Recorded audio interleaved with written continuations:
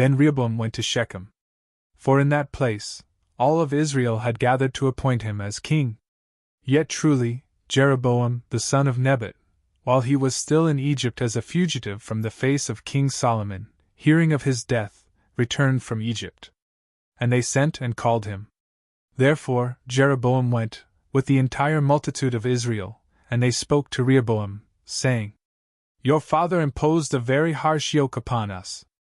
And so, you should now take away a little from the very harsh rule of your father, and from his very grievous yoke, which he imposed upon us, and we will serve you. And he said to them, Go away until the third day, and then return to me. And when the people had gone away, King Rehoboam took counsel with the elders who had assisted before his father Solomon, while he was still living. And he said, What counsel do you give to me, so that I may respond to this people?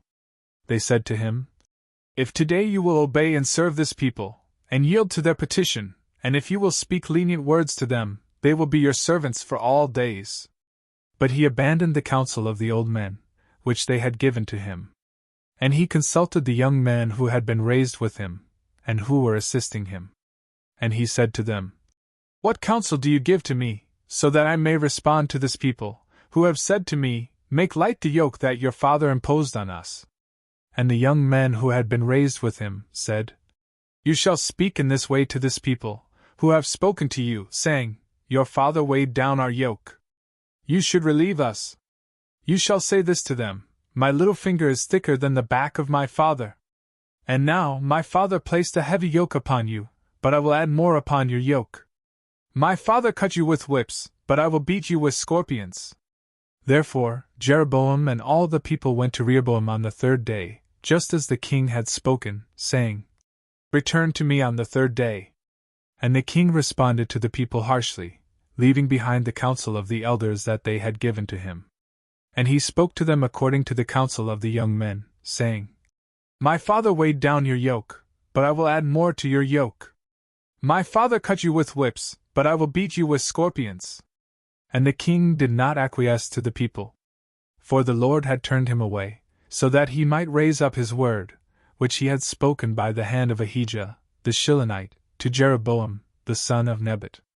And so the people, seeing that the king had not been willing to listen to them, responded to him, saying, What part do we have in David? Or what inheritance do we have in the son of Jesse? Go to your own tents, O Israel. Now David, see to your own house. And Israel went away to their own tents. But over all the sons of Israel who were living in the cities of Judah, Rehoboam reigned. Then King Rehoboam sent Adoram, who was over the tribute. And all of Israel stoned him, and he died. Therefore, King Rehoboam, hurrying, climbed into the chariot, and fled to Jerusalem. And Israel drew away from the house of David, even to the present day. And it happened that, when all of Israel had heard that Jeroboam had returned, gathering an assembly, they sent and called him, and they appointed him as king over all of Israel. And no one followed the house of David, except the tribe of Judah alone. Then Rehoboam went to Jerusalem, and he gathered together the entire house of Judah, and the tribe of Benjamin, 180,000 elect men of war, so that they might fight against the house of Israel, and might bring the kingdom back to Rehoboam, the son of Solomon.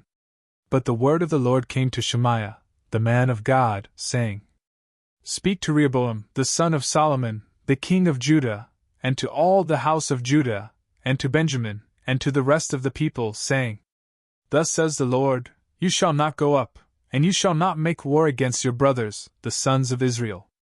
Let each man return to his own house. For this word came from me. And they listened to the word of the Lord, and they returned from the journey, as the Lord had instructed them. Then Jeroboam built up Shechem, on Mount Ephraim, and he lived there. And departing from there, he built up Peniel. And Jeroboam said in his heart, Now the kingdom will return to the house of David. If this people ascend to offer sacrifices in the house of the Lord at Jerusalem, and the heart of this people will be converted to their lord Rehoboam, the king of Judah, and they will put me to death, and return to him. And devising a plan, he made 2 golden calves. And he said to them, No longer choose to ascend to Jerusalem. Behold, these are your gods, O Israel, who led you away from the land of Egypt. And he stationed one in Bethel, and the other in Dan. And this word became an occasion of sin. For the people went to adore the calf, even to Dan. And he made shrines on the high places, and he made priests out of the lowest people, who were not of the sons of Levi. And he appointed a solemn day in the 8th month, on the 15th day of the month, in imitation of the solemnity that was celebrated in Judah. And ascending to the altar, he acted similarly in Bethel, so that he immolated to the calves, which he had made. And in Bethel, he appointed priests of the high places, which he had made.